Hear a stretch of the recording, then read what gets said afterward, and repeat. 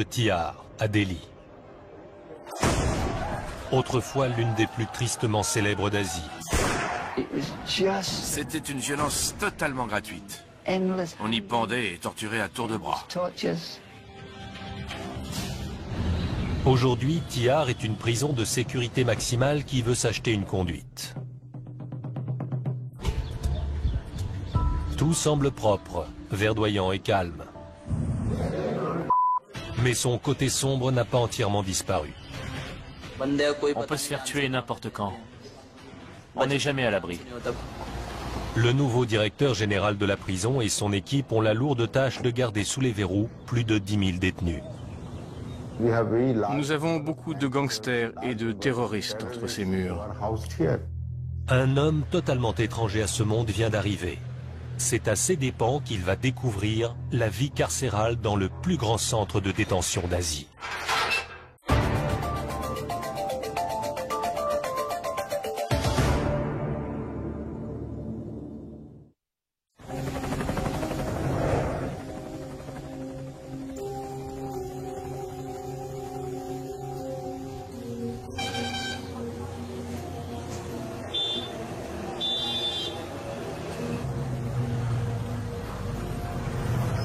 Chaque jour, l'un après l'autre, les fourgons cellulaires déversent leur flot de prisonniers.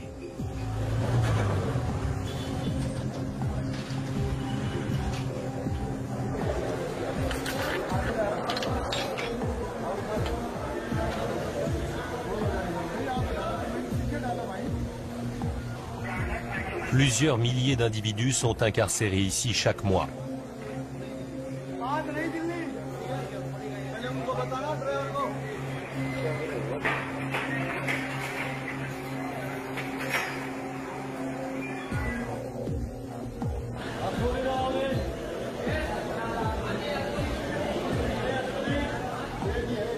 Ashir Kumar n'a encore jamais fait de prison.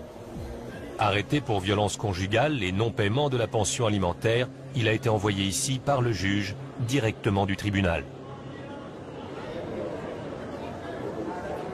Non.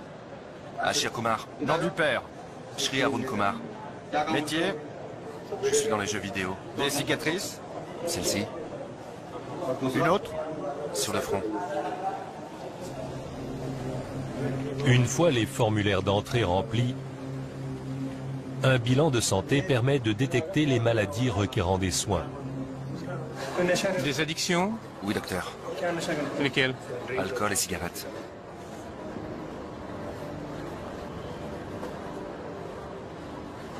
Tuberculose, asthme, épilepsie, VIH, diabète? Des médicaments? Non.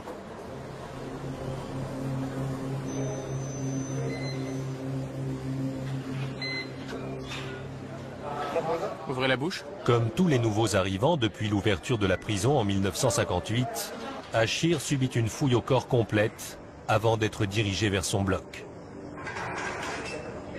J'ai déjà entendu parler de Tihar. Mais c'est ma première incarcération. J'ai un peu peur, je ne sais pas à quel genre de gens je vais avoir affaire.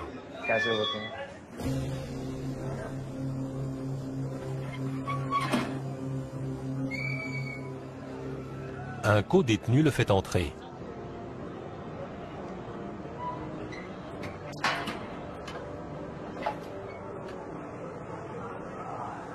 Comme le prévoit le système judiciaire indien, Ashir, dont la prochaine comparution devant le tribunal est prévue dans un mois, a été mis en détention provisoire. En attendant, il va devoir s'habituer à son nouveau domicile.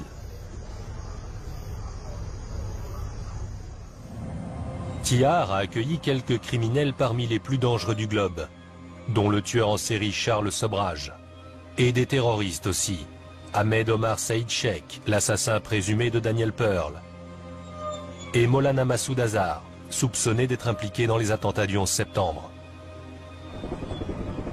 Ce complexe de 160 hectares abrite 9 secteurs séparés, 8 pour les hommes et un seul, le numéro 6, pour les femmes.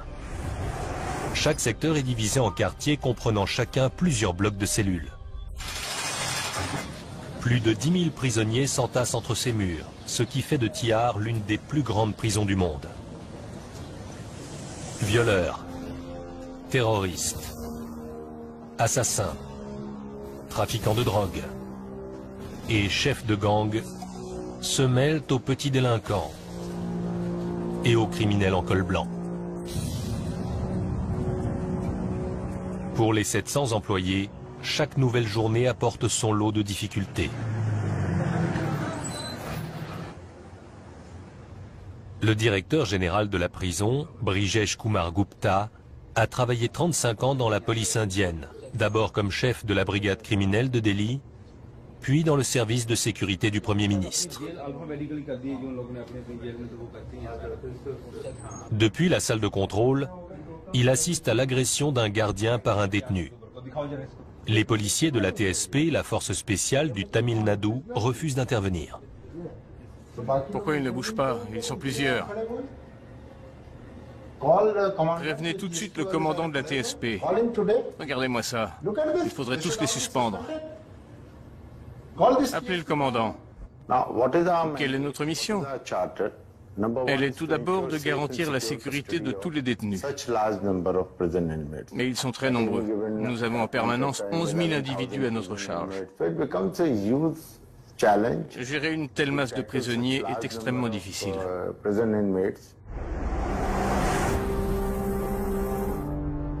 Dans le secteur numéro 3, Achir commence sa vie de détenu.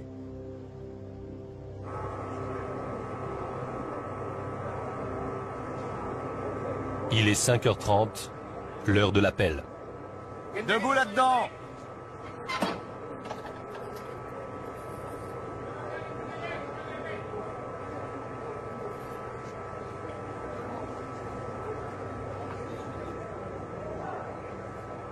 On se dépêche!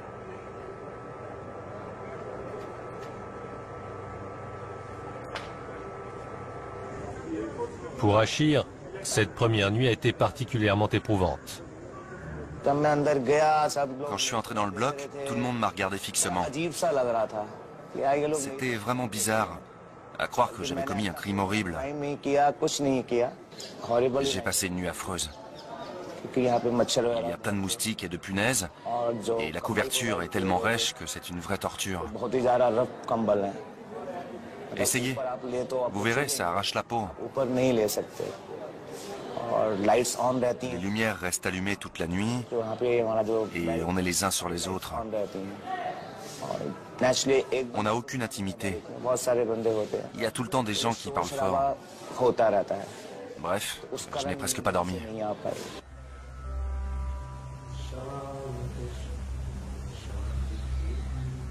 Heureusement pour Achir, l'administration pénitentiaire propose différentes activités de soutien pour les détenus.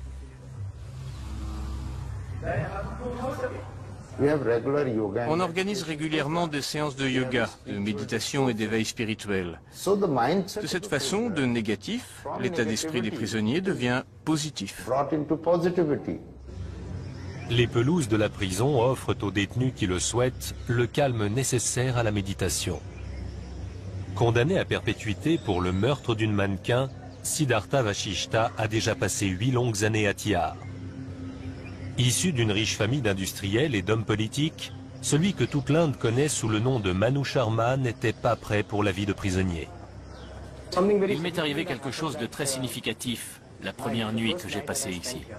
Je me dirigeais vers ma cellule quand un vieux monsieur, un type grand et maigre, s'est approché de moi. Il m'a tendu une grosse pierre et il m'a dit « S'il vous plaît, mettez ça sous votre lit. » Je lui ai demandé pourquoi, et il m'a simplement répondu « C'est un conseil. » Je ne voyais pas où il voulait en venir.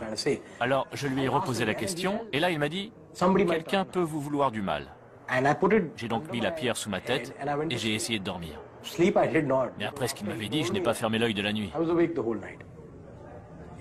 C'est seulement le lendemain matin que j'ai su que le type qui m'avait donné la pierre avait 20 meurtres à son actif. Et que celui contre lequel il me mettait en garde en avait une trentaine. Vous savez, quand on atterrit en prison, on se retrouve avec des criminels endurcis. J'étais terrifié. Les 5 premiers jours, j'ai craint pour ma vie. Et aujourd'hui encore, j'ai peur.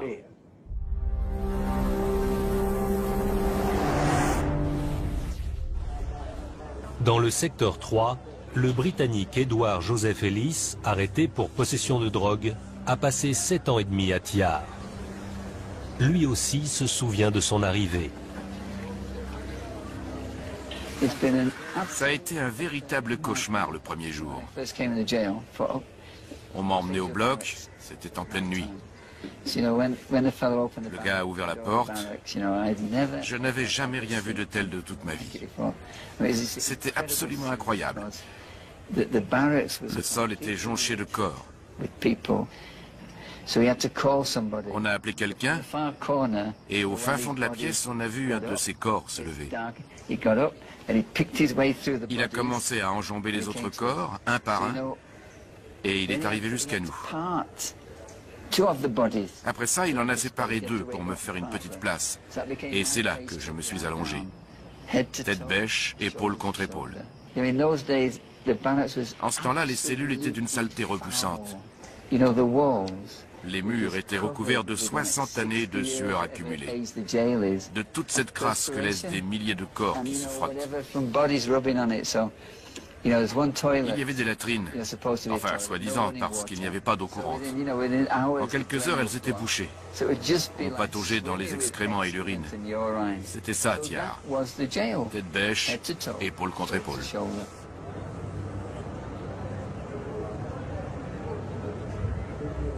L'adaptation aux conditions de vie de la prison ne s'est pas faite sans mal.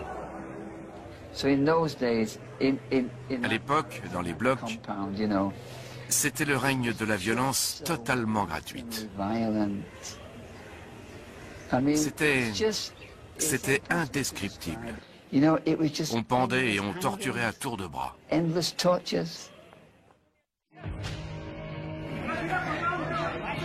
À Tihar, la violence est omniprésente. Par le passé, elle a parfois viré au drame. Dans la nuit du 4 octobre 1990, un prisonnier est à l'agonie.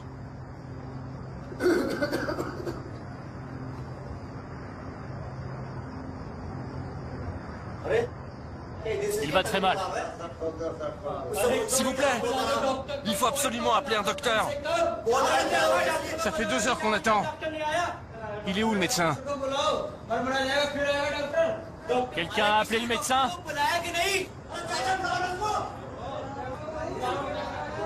On a essayé, mais il ne répond pas au téléphone. Il viendra quand il pourra. Reculez!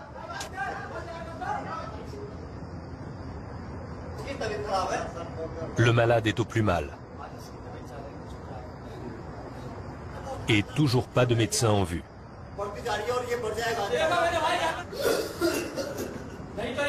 Il attend quoi? Qu'il soit mort? Il va crever, c'est sûr.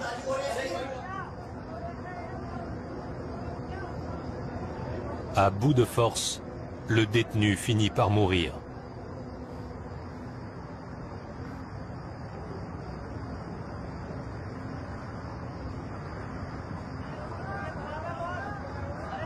La situation peut dégénérer à tout instant. La tension monte. Les heures passent. Et personne n'est encore venu chercher le corps.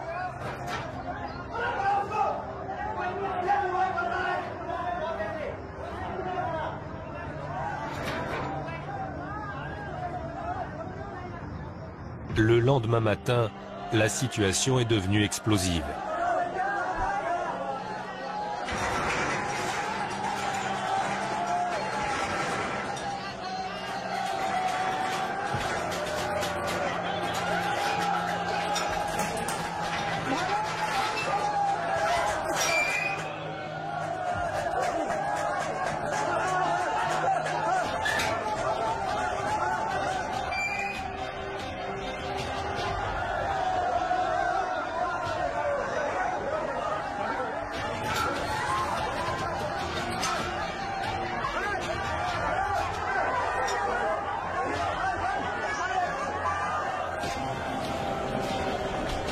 Des gardiens armés arrivent en force.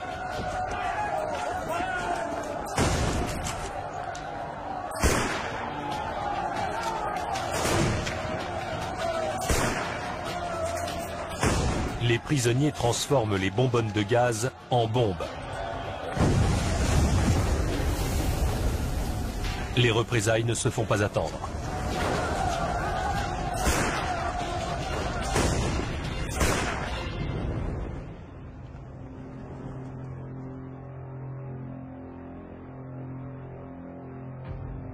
Lorsque le calme revient, les cadavres de 9 détenus jonchent le sol. C'était il y a longtemps. Il y a eu une émeute et des gens ont été tués. Ça s'est passé vers 1990. Depuis 4 ans, touchons du bois, personne ne s'est évadé. La prison est considérée comme très sûre, du fait de sa configuration particulière et de sa très grande superficie. Chaque quartier est isolé par des murs de plusieurs mètres de haut. Chaque secteur est à son tour protégé. Et tout autour du complexe se dresse une grande enceinte, à plusieurs mètres des différents secteurs. Les prisonniers sont très éloignés du mur extérieur. Et les individus à haut risque sont enfermés au cœur du complexe, dans un quartier spécial surveillé par des gardes armés. Il y a donc plusieurs niveaux de protection, ce qui rend toute évasion très difficile. On peut passer 2 barrages, pas 4. À l'intérieur de chaque secteur, la sécurité est assurée par des gardiens munis de bâtons. Dans les quartiers de haute sécurité, le long des murs entourant chaque secteur et dans les allées, ce sont des militaires qui patrouillent, armés de fusils d'assaut et de mitrailleuses. Des véhicules blindés et des forces de réaction rapide patrouillent 24 heures sur 24. Malgré le renforcement du système de sécurité après une série d'évasions, les détenus rêvent toujours de s'évader.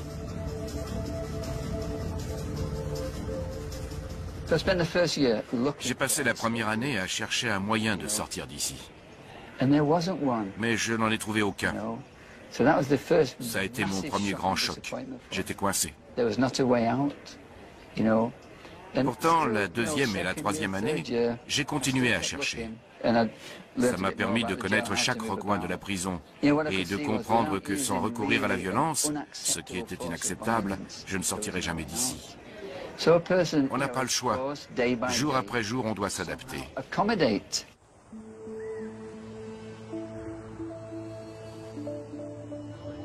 Toujours dans le secteur 3, mais dans un autre quartier, Achir s'habitue à sa nouvelle vie. Bien qu'épuisé par le manque de sommeil, il essaie de faire sa toilette. Donne-moi un récipient, j'ai besoin d'eau.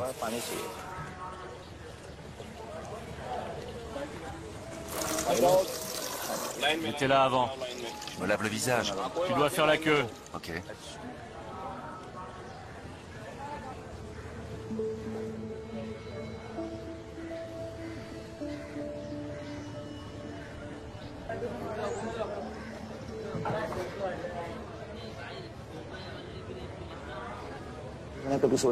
Je n'aurais jamais imaginé que ma vie prendrait cette tournure. Qu'un jour, je passerai la nuit en prison.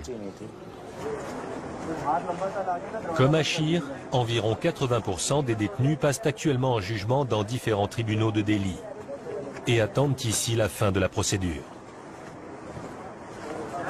Jusqu'à 14 000 individus peuvent ainsi s'entasser à Tihar, dont la capacité d'accueil est théoriquement limitée à 5200 prisonniers. La surpopulation nous pose de sérieux problèmes. Quand tout est prévu pour accueillir quelques 6 000 détenus et qu'ils sont 12 000, vous imaginez les conséquences. Tout devient ingérable. Le système de sécurité, les visites extérieures, l'approvisionnement en eau, en électricité, la nourriture, les installations médicales. On est dépassé.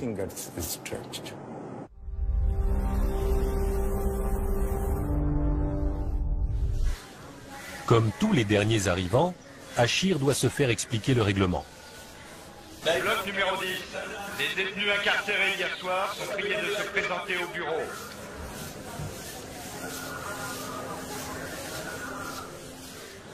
Entrez. C'est moi le responsable ici. En cas de problème, vous venez me voir. L'un de vous a déjà fait de la prison, quelque part? Non. Pas du tout. Vos familles, elles sont au courant? J'ai envoyé un SMS. Écoutez bien toutes les annonces. C'est à vous de savoir que vous avez été appelé, pas à moi. Et surtout, vous n'êtes pas autorisé à sortir de ce quartier. Le déjeuner est servi à midi.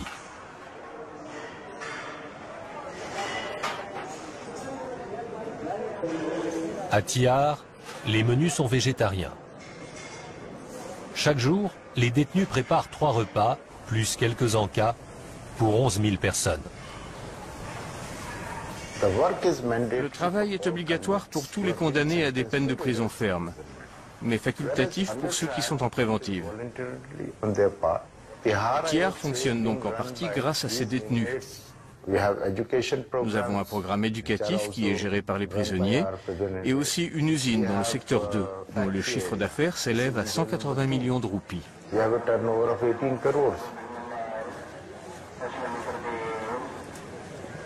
Chaque matin à 8 h, 900 détenus se dirigent vers les différents ateliers de l'usine. Ici, on fabrique entre autres du pain, des vêtements et des meubles. Contrairement à Achir, qui est en détention provisoire, Manu Sharma est contraint de travailler. Depuis son arrivée, grâce à ses talents de gestionnaire qui ont autrefois rapporté des millions de dollars à sa famille, il a triplé le chiffre d'affaires de l'usine. Aujourd'hui, il consacre sa journée à l'atelier de menuiserie.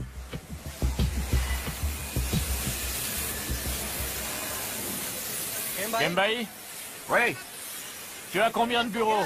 250 pour aujourd'hui. C'est insuffisant. Tout a été inondé. On ne peut pas travailler normalement. Pour Manu, la pluie n'est pas une excuse. Il tient à livrer aux autorités le nombre de bureaux promis. Il m'en faut 300. D'accord. La production de biens ne contribue pas seulement au financement de la prison. Elle présente manifestement des vertus thérapeutiques.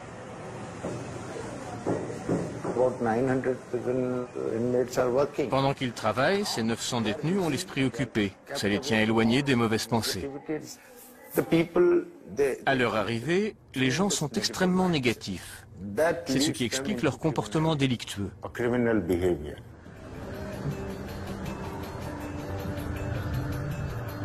Tihar abrite toutes sortes de prisonniers. Si la plupart ont commis des délits mineurs, certains sont des criminels endurcis. Notre devoir est de rendre à la société un individu réadapté, qui peut devenir un bon citoyen. Un individu qui, pendant son incarcération, a acquis un savoir-faire. L'administration carcérale a mis en place plusieurs programmes de formation gratuits, dont le cours de coiffure d'Amjad Habib. Vous soulevez cette mèche et vous coupez. Regardez. Parmi ses élèves, Amjad Habib compte des détenus accusés de prostitution, de trafic de drogue et même de meurtre. Bien que le secteur numéro 6 soit réservé aux femmes, le personnel n'a pas la tâche facile. Ces enfants, que leurs mères sont autorisées à élever en prison jusqu'à un certain âge, offrent une image rassurante. Pourtant, ici aussi, la violence existe.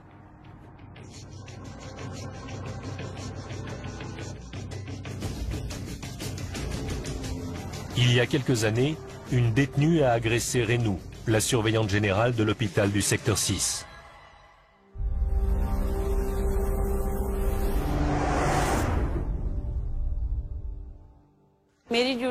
J'étais de service ce jour-là. Je devais m'assurer que les patientes de l'unité psychiatrique prenaient bien leurs médicaments. On fait ça pour éviter les trafics. Donc, cette patiente est venue prendre son médicament, mais elle a essayé de le cacher et de sortir avec. Je lui ai pris la main. Et c'est là que la détenue s'est jetée sur moi. J'ai riposté. Je l'ai frappé à mon tour pour me défendre. Je l'ai frappé et je lui ai tiré les cheveux. Et elle m'a mordu, là, au coude. Cette patiente avait le VIH. J'étais terriblement inquiète. Ça m'a pris près d'1 an pour me remettre de l'agression. J'avais peur d'avoir été contaminée, de mettre toute ma famille en danger. J'étais tellement effrayée que je refusais de remettre les pieds ici. Renu a repris son poste après 1 an d'absence. L'administration du secteur 6 est continuellement confrontée à des manifestations d'agressivité. Dès qu'on se montre sévère avec les détenus, on devient une cible. Peu importe qu'on fasse partie du petit personnel ou qu'on soit gradé. Elle n'hésite pas à s'en prendre à la directrice. Dans l'histoire de Tihar, la violence est une constante.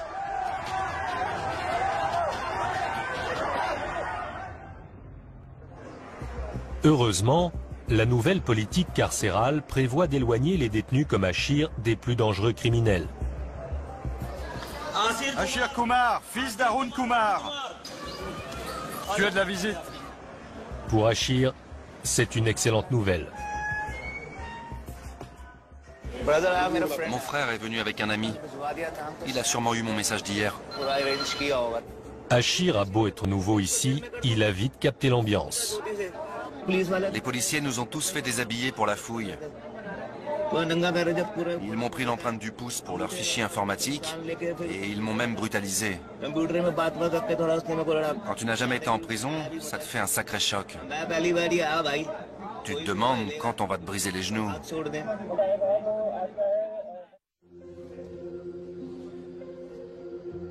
Dans sa cellule du secteur 3, Edouard attend la visite de son avocat, venu discuter de la prochaine audience.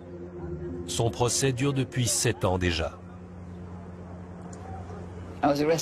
J'ai été arrêté en mai 2003. Mais aucune charge n'a été retenue contre moi jusqu'en novembre 2004.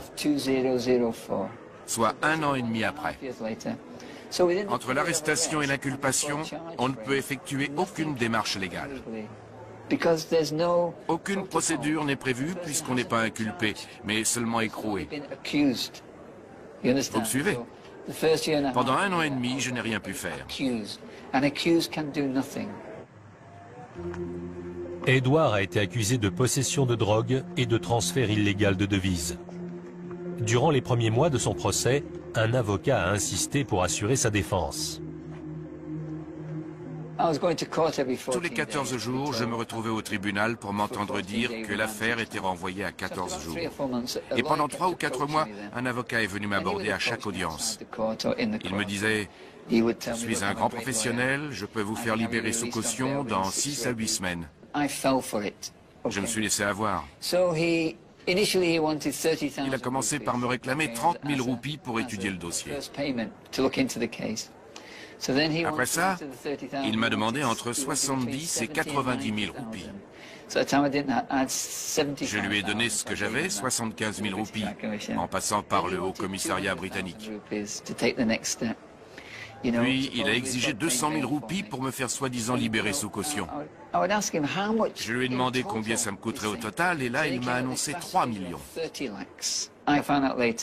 J'ai su après qu'il appelait ma sœur au Canada et qu'il lui disait « Il dort à même le sol, on le torture, il n'est pas costaud, il va en prendre pour 20 ans, il ne tiendra jamais.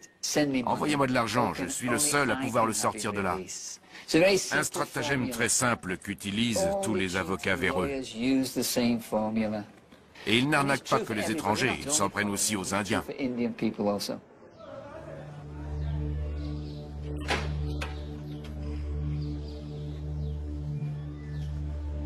L'actuel avocat d'Edouard, le dernier d'une longue série, arrive à l'heure. Comment allez-vous? Maître Saxena? À Tihar, les entretiens avec les conseillers juridiques se font obligatoirement en présence d'un directeur adjoint de secteur. C'est la première fois qu'Edouard fait confiance à un avocat. Bonjour. Ça va, monsieur Ellis? Très bien, merci. Alors, depuis le début, c'est une succession d'erreurs techniques. Oui. Je ne savais pas. Vous ne le saviez pas et vous n'avez pas été bien conseillé non plus. L'accusation porte sur le versement de pots de vin et un transfert de devises qui n'aurait pas été déclaré. L'affaire est simple. C'est à eux de prouver que la saisie a été effectuée dans vos bagages après l'enregistrement. On est presque au bout de nos peines. Le verdict devrait tomber ce mois-ci. Dieu vous bénisse. Voilà plus de 2 semaines qu'Achir est incarcéré.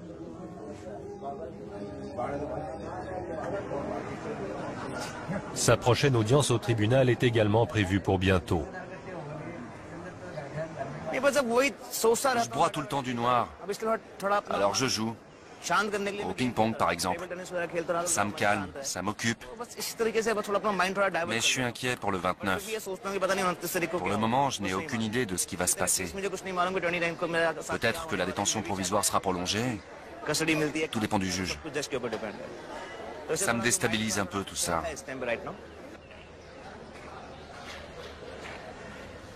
Dans le secteur 2, mitoyen de celui d'Achir, Adbir Singh est quant à lui en procès depuis 14 longues années.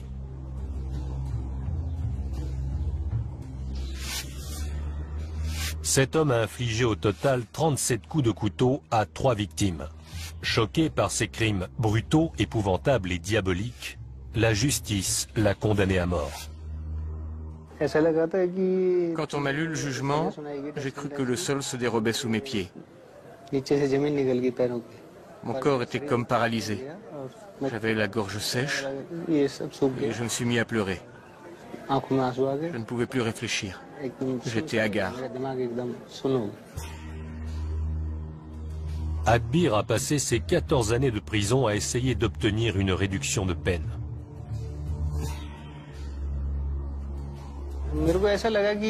J'ai d'abord fait appel devant la haute cour, dans l'espoir de me faire entendre.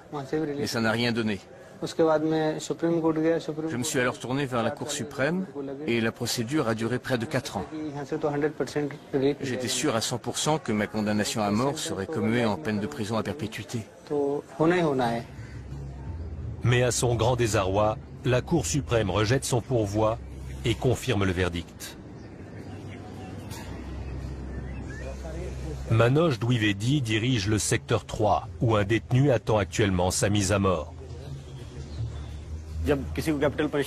Lorsque la Cour suprême confirme la sentence et que le président rejette le recours en grâce, un juge ordonne l'exécution. Le directeur de la prison lit l'ordre aux prisonniers, fixe la date de l'exécution dans les 15 jours et le détenu est pendu.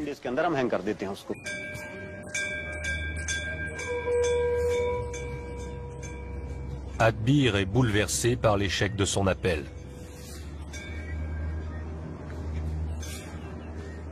Tout à coup, un matin, vers 8 heures, je dormais encore. Mes amis sont venus m'annoncer que la Cour suprême avait rejeté mon pourvoi. Je m'en souviens encore. C'était un mardi. Ça m'a fait un choc. Et depuis ce jour-là, je n'ai plus envie de rien. Avant, j'avais bon appétit.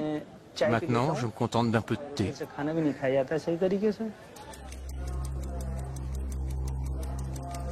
Tous les recours légaux ayant été épuisés, Adbir sait que le compte à rebours risque de commencer bientôt.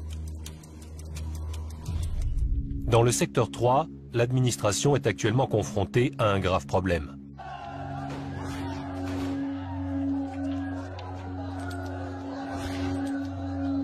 Car la violence a encore frappé. Une guerre de gangs a éclaté et une victime s'est retrouvée à l'hôpital.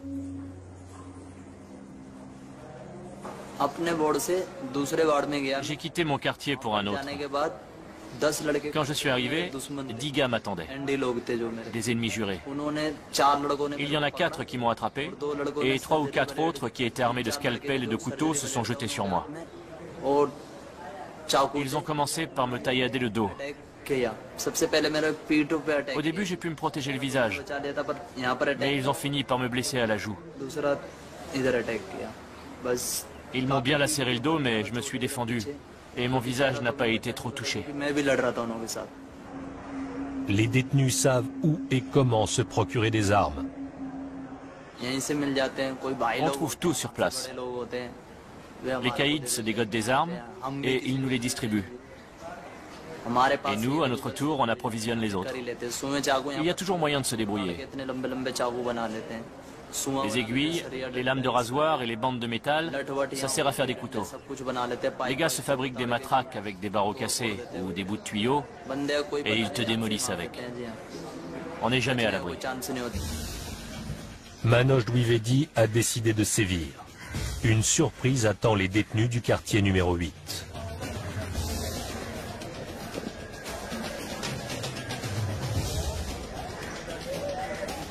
Cette zone de haute sécurité du secteur 3 abrite de redoutables terroristes et gangsters surveillés 24 heures sur 24 par des gardes armés.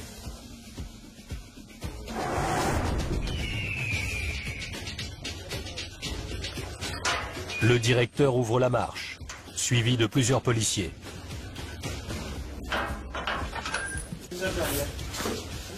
Sortez! C'est quoi ça? Fouille corporelle. Les autorités sont à l'affût des trafics dangereux. On a nos propres services de renseignement. En fait, ce sont les détenus eux-mêmes qui nous informent de ce qui se passe. On les surveille de près et, de temps en temps, on effectue une fouille surprise. La cellule est passée au peigne fin. C'est du sel?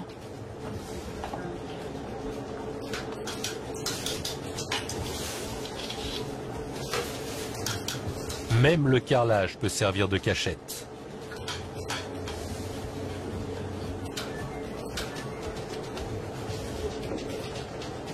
C'est quoi? Des herbes médicinales. C'est ok, c'est une demande. La fouille porte enfin ses fruits. C'est interdit.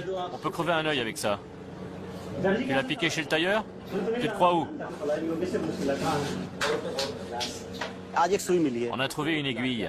C'est une arme ultra pointue. En l'attachant à un manche en bois, il se fabrique une arme grande comme la main. Il l'utilise comme une lame de rasoir pour taillader les joues, pour couper les paupières et même égorger quelqu'un.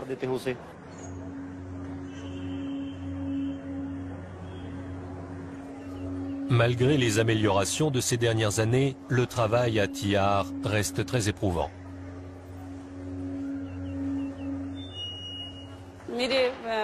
Ma famille s'inquiète pour moi. On n'est jamais en sécurité ici. Si on prend les détenus sur le fait, ou que simplement on monte le ton, elles jurent de se venger, de nous gâcher la vie, en prison, mais aussi à l'extérieur. Elles menacent même de nous tuer parfois.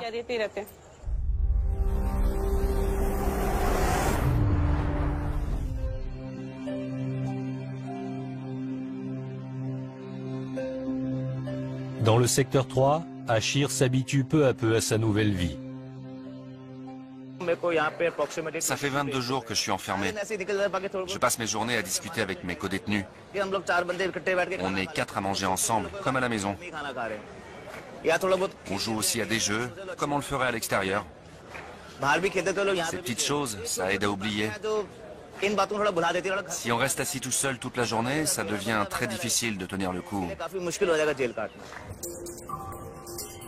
Les jours passent. Voilà un mois qu'Achir est à Tihar.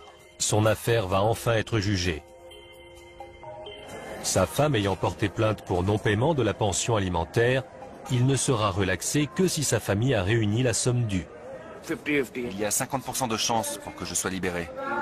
J'espère que ma mère dira qu'elle est disposée à payer ce que je dois. Mais encore faut-il que l'argent soit disponible. Je n'ai pas parlé avec elle. On verra ça au tribunal.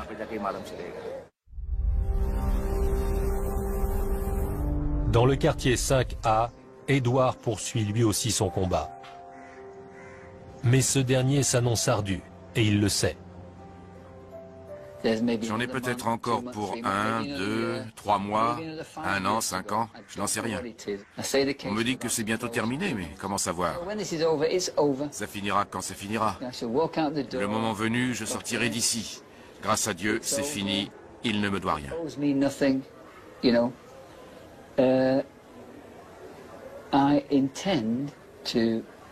J'ai la ferme intention d'exploiter toutes les voies légales disponibles. Je compte bien obtenir réparation pour mon incarcération ici, pour toutes les horreurs que j'ai eues à subir, et pour les épreuves et les souffrances effroyables endurées par ma famille.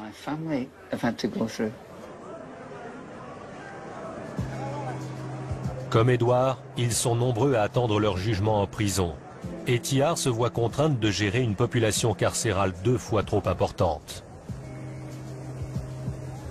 Le directeur général, Brijesh Kumar Gupta, supervise les travaux d'agrandissement. Grâce au nouveau complexe, notre problème de surpopulation sera complètement réglé.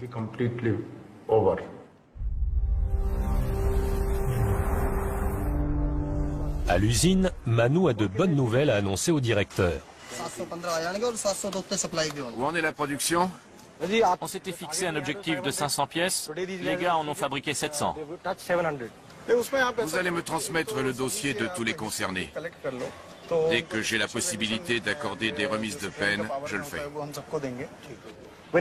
À mon arrivée, on sortait 100, 125 bureaux par jour. Puis ça a été 200, 250, 300. On pensait avoir du mal à atteindre les 500 pièces, et hier, on en a sorti 700. C'est énorme. On a créé une véritable économie parallèle ici. On fabrique de la nourriture, on produit des biens, on fait de tout. Adbir veut discuter de sa stratégie avec son oncle, accusé dans la même affaire.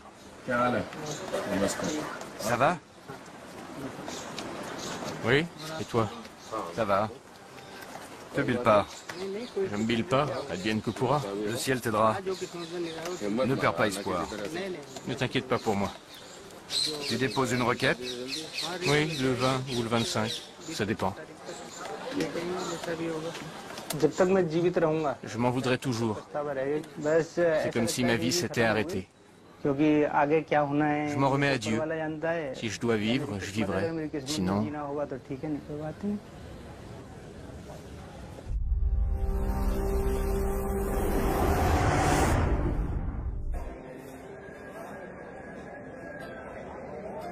Un mois après son arrivée à Tihar, Achir est enfin libéré. Je suis rassuré et très heureux de rentrer chez moi. Je n'aurais jamais imaginé faire de la prison un jour. Achir Haroun, tu es libre. On y va.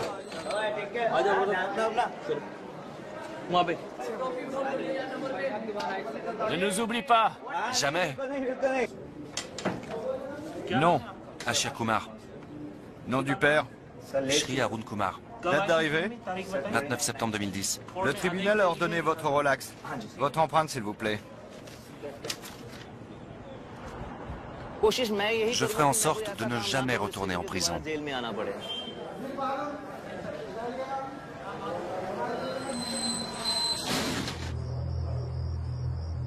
Chaque jour, ils sont environ 200, comme Achir, à marcher vers la liberté. Et à peu près le même nombre à faire le chemin inverse.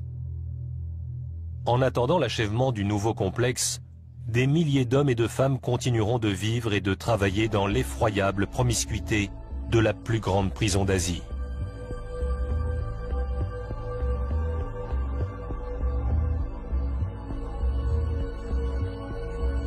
Tihar est un monde à elle toute seule, un monde décidément bien à part.